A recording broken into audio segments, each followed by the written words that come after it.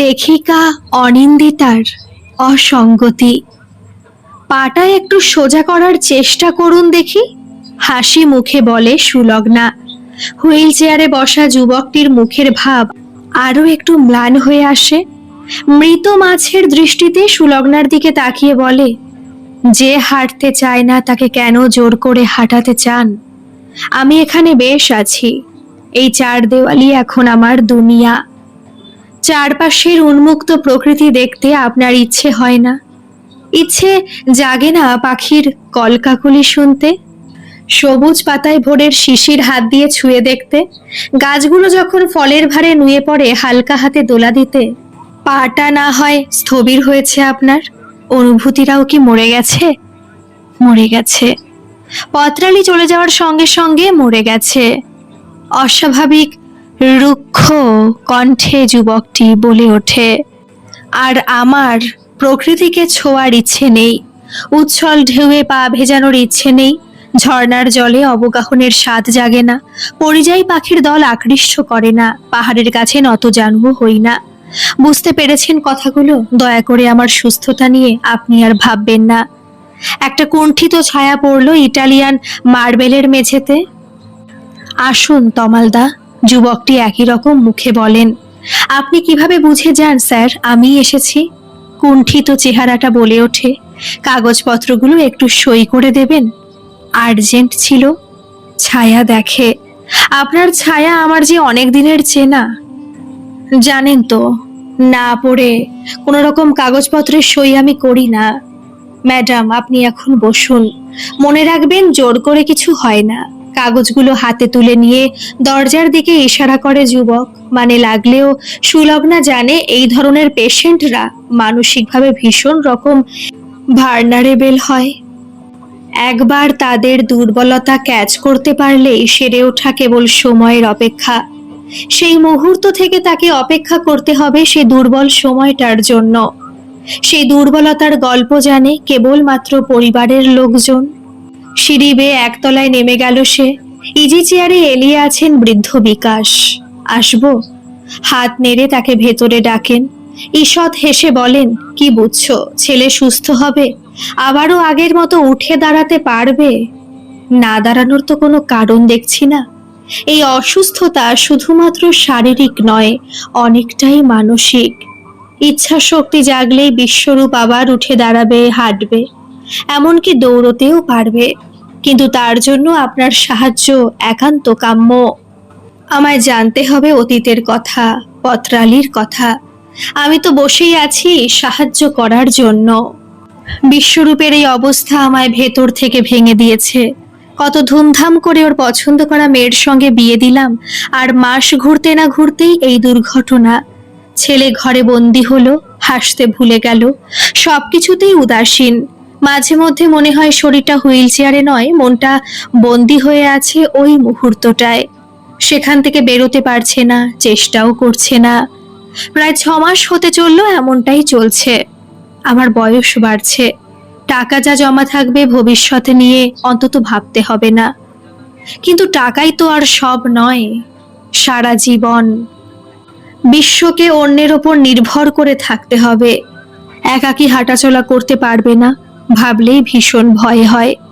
কি হয়েছিল সেদিন? যদিও ফোনে আপনি সংক্ষিপ্তভাবে বলেছিলেন, কিন্তু আমি বিস্তারিত ঘটনা শুনতে চাই।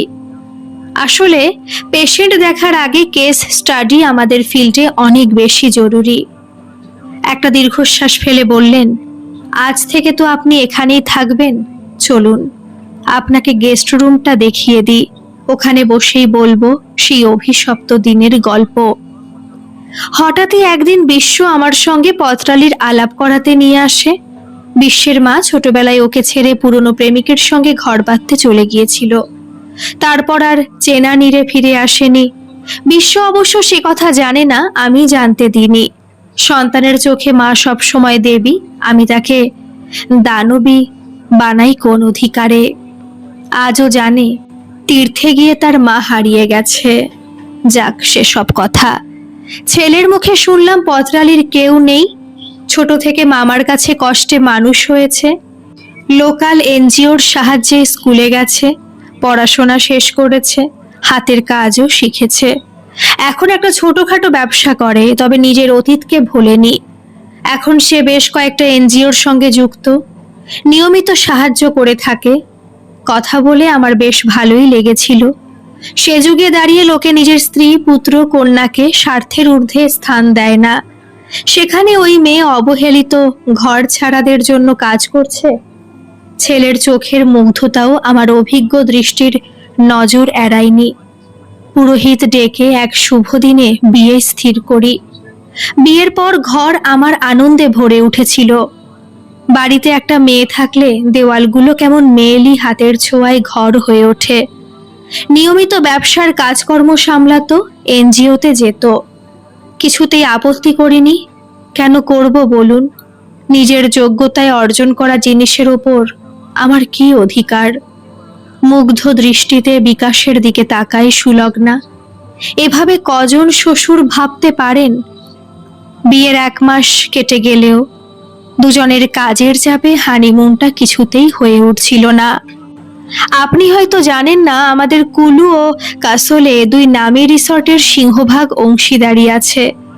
কোনো এক সমস্যার কারণে ম্যানেজার বিশ্বকে ফোন করেছিল। সে ঠিক করলো সরজমিনে দেখাশোনা করতে। এবার পত্রালীকে নিয়েই যাবে। রিসর্টের সমস্যাও মিটবে, পাহাড়ের বুকে হানিমুনটাও সেরে নেওয়া যাবে। কে জানতো সেখানে বিপদ ঘন্টি অপেক্ষা করছে। ঘড়ির দিকে তাকান বৃদ্ধ। চলুন খেয়ে নেওয়া যাক। এত তাড়াতাড়ি খাওয়ার অভ্যেস নেই আমার। বলুন, এরপর কি হলো? আপনি তো আছেন এখানে, সবটাই বলবো ধীরে সুস্থে। বিশ্ব নিয়মানুবর্তিতা পছন্দ করে। চলুন। পোলাও আর চিকেন কষা খেতে খেতে ড্রয়িং রুমটা পর্যবেক্ষণ করছিল সুলগ্না। অঙ্ক মেলাতে হবে তাকে, কিন্তু মেলানোটা সহজ নয়। কোথাও একটা অসঙ্গতি তো আছে, কিন্তু সেটা কি? ওপরের ঘর থেকে তীব্র শব্দ আসছে নিচে। কেউ যেন ক্রমাগত নিজের হুইল চেয়ারখানা সজোরে মেঝেতে ঘষতে চলেছে, যেন রুদ্ধ আক্রোশে সবকিছু ভেঙে চুরে দিতে চায়। দুহাতে কান চেপে ধরে নিচের ঘরে বসে আছে সুলগ্না। আগে জানলে কখনো এ ঘরে থাকতে রাজি হতো না। বিশ্বরূপের নিচের ঘরটাই তাকে দেওয়া হয়েছে থাকার জন্য। খানিক বাদে আওয়াজ গেল কমে। নিশুতি রাত জেকে বসলো প্রকৃতির বুকে। হঠাৎই সুলগ্নার মনে হলো চারপাশের সব কেমন যেন স্তব্ধ হয়ে গেছে। কোথাও কোনো শব্দ নেই, কোনো আওয়াজ নেই। এত নিস্তব্ধ যে সেই নিস্তব্ধতা বুকে ভেতর হিমেল হাওয়ার স্পর্শ বয়ে আনে। জানলা দিয়ে বয়ে আসা শিরশিরে বাতাসে কোনো অপ্রাকৃতিক উচ্চারণ। ওই ঘনবদ্ধ অন্ধকারের দিকে হঠাৎ তাকালে কেমন একটা চমক লাগে। উঠে দাঁড়ালো সে। মহাবিষ্টের মতো খানিকক্ষণ তাকিয়ে রইল জানালার দিকে। পাল্লায় হাত ছোঁয়ালো একবার, কিন্তু বন্ধ করতে পারল না। জমাট বাঁধা অন্ধকারের দিকে তাকিয়ে ফিরে এলো বিছানায়। চাদর মুড়ি দিয়ে শুয়ে পড়ল। আধা ঘুম আধা জাগরণে কাটতে লাগলো সময়। কখন যে রাত ফুরিয়ে ভোর হলো টের পেল না সে। ইলেকট্রিক ঘন্টার শব্দে ঘুম ভেঙে গেল তার। মনে পড়ল বিকাশবাবু কাল রাতেই তাকে সতর্ক করে বলে দিয়েছিলেন ডাইনিংয়ে 4 বেলা খাবার দেওয়া হয়, সময় নির্দিষ্ট। ঠিক আধ ঘন্টা আগে বাড়িতে থাকা লোকজনকে সচেতন করার জন্য ঘন্টা বাজানো হয়। এসে পর্যন্ত অতিথি সজ্জন কাউকে দেখেনি সে। আছে কেবল বাবা, ছেলে আর 1 ঘন্টা গৃহকর্মী।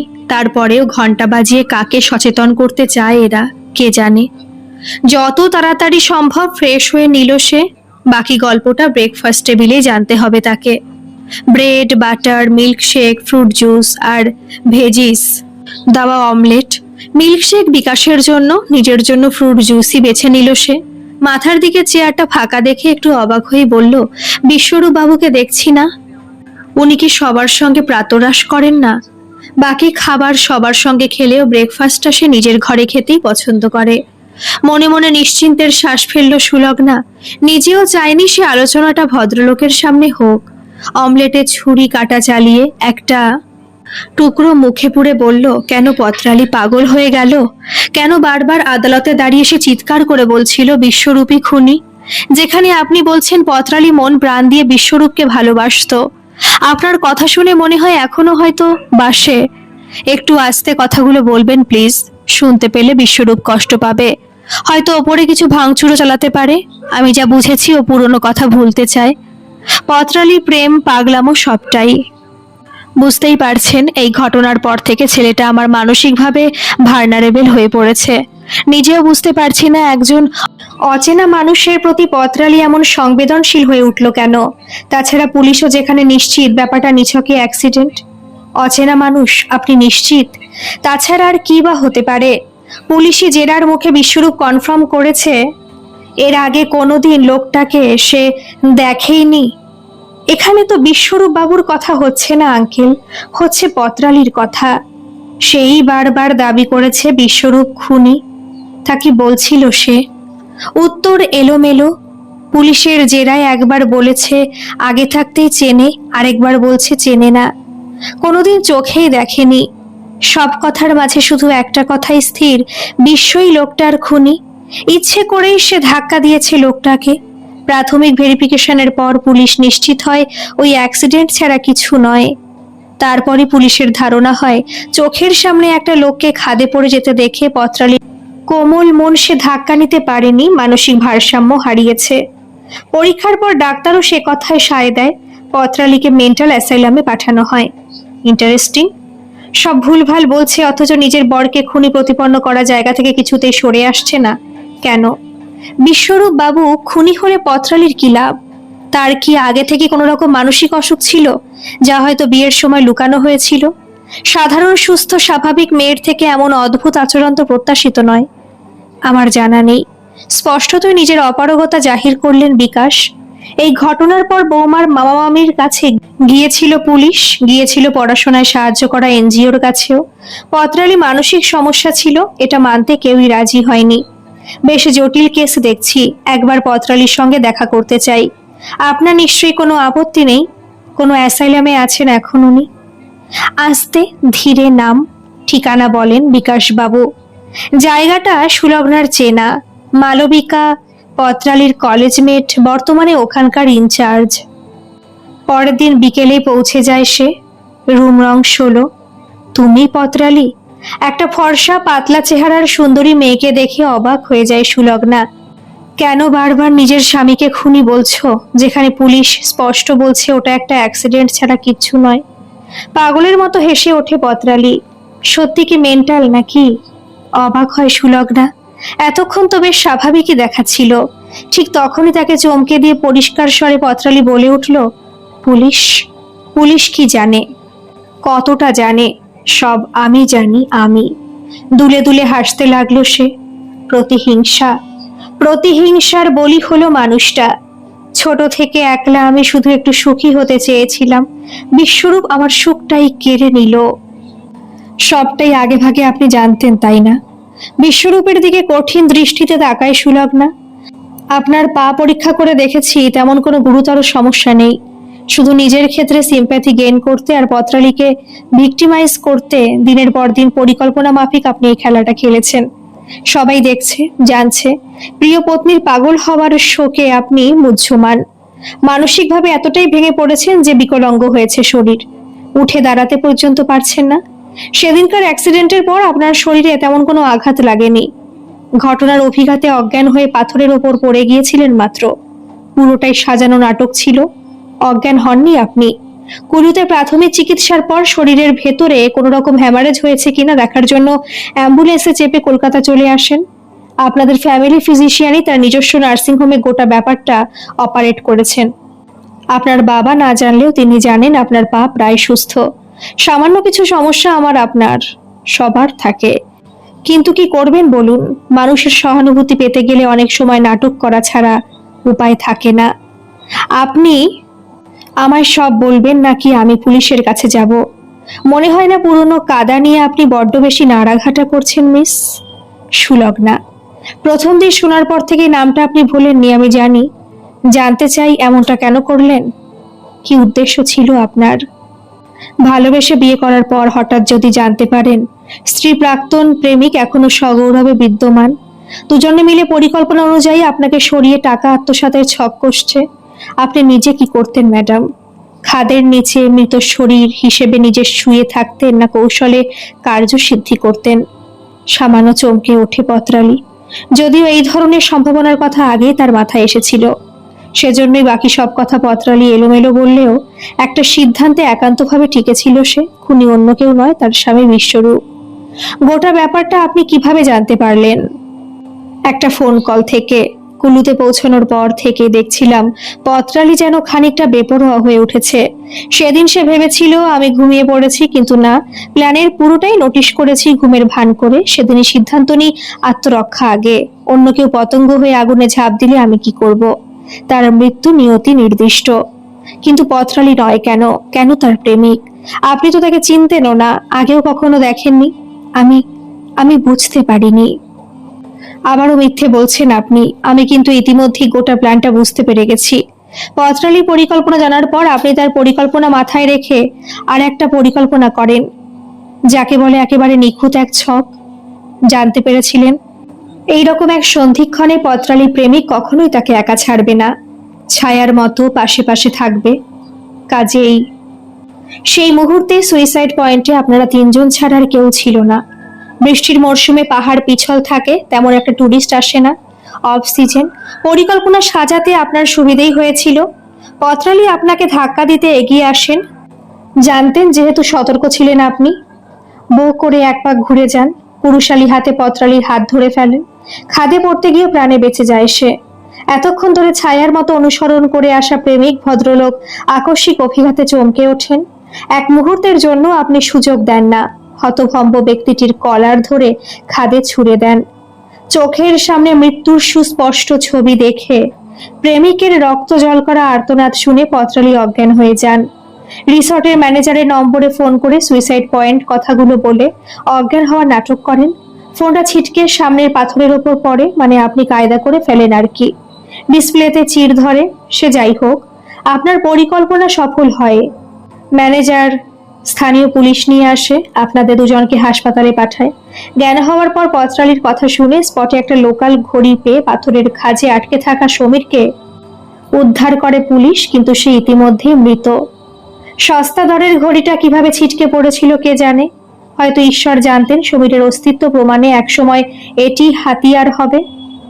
এই হলো আসল গল্প মিস্টার বিশ্বরূপ। এবার মনে হচ্ছে না গল্পের প্রতিটা ভাঁজ সুন্দরভাবে মিলে গেছে?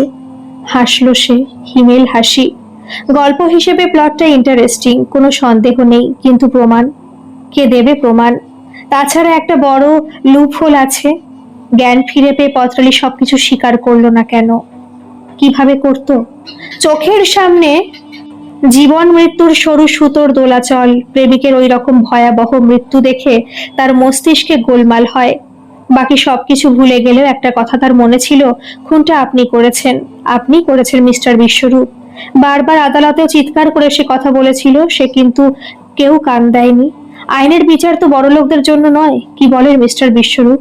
যখন ধীরে ধীরে পত্রালী তার স্বাভাবিকতা ফিরে পাচ্ছে, তখন দেখলো সে বন্দিনী। মেন্টাল অ্যাসাইলামের 16 নম্বর ঘর তার স্থায়ী ঠিকানা। তখন কে শুনবে তার কথা, কে করবে বিশ্বাস? তবে এখন আপনি পুলিশের কাছে যাবেন? যান, অবশ্যই যান। দেখি কে আপনাকে বিশ্বাস করে। আমার বাবা পর্যন্ত আজ অব্দি কিছু জানেন না, আর আপনি? হাসলো সুলগ্না। পুলিশের হাত থেকে রেহাই পাওয়া সহজ, কিন্তু নিজের বিবেকের কাছ থেকে সেখানে রেহাই পাওয়া অতটা সহজ হবে তো? আপনার মা কিন্তু তীর্থ করতে গিয়ে হারিয়ে যাননি, তিনি আজও এই বাড়িতেই আছেন। কি বলছেন কি আপনি? অচেনা হিংস্রতা ভর করেছে বিশ্বরূপের চেনা শান্ত সমাহিত চোখে মুখে। হুইল চেয়ার ঠেলে উঠে দাঁড়িয়েছে সে, পা দুটো হালকা হালকা কাঁপছে। ইতিহাসে পড়েননি রক্ত কথা বলে? আপনার শরীরেও যে আপনার বাবার রক্ত বিদ্যমান। অনন্যা দেবীর পরকীয়ার খবর পেয়ে আপনার বাবা বিকাশ তাকে ইনজেকশন পুশ করে অজ্ঞান করে কফিন বাক্সে পুরে জ্যান্ত অবস্থায় কবরে ঢুকিয়ে দিয়েছিলেন। আপনার হিংস্রতার বহর আর একটু বেশি। ভেবেছিলেন প্রেমিককে মেরে সারা জীবনের জন্য পত্রালীকে একাকী নরকের আগুনে জ্বলতে বাধ্য করবেন। ভাবছেন এত কিছু এই কয়েকদিনে জানলাম কিভাবে? আপনার বাবাকে লক্ষ্য করে দেখেছি মাঝে মধ্যে এক দৃষ্টে বাগানের একটা নির্দিষ্ট দিকে তাকিয়ে থাকেন। প্রথম দিন জানালা খুলে ওই বিশেষ জায়গাটায় জমাট বাঁধা অন্ধকার দেখে আমার কেমন যেন অস্বস্তি হয়েছিল। পরে গৃহকর্মীদের জিজ্ঞেস করে জানতে পারি বড়বাবু ওখানে মাঝে মধ্যে একাকী দাঁড়িয়ে থাকেন। জানেন নিশ্চয়ই আপনার বাবাও কিন্তু অনন্যা দেবীকে খুব ভালোবাসতেন। আপনাদের জীবনে ভালোবাসা ঘৃণা হাতে হাত রেখে পথ চলে। হঠাৎ একজন ভদ্রমহিলা ঘরে ঢুকে পজিশন নিলেন। ওয়েল ডান, বাকিটা আমরা সামলে নিতে পারবো।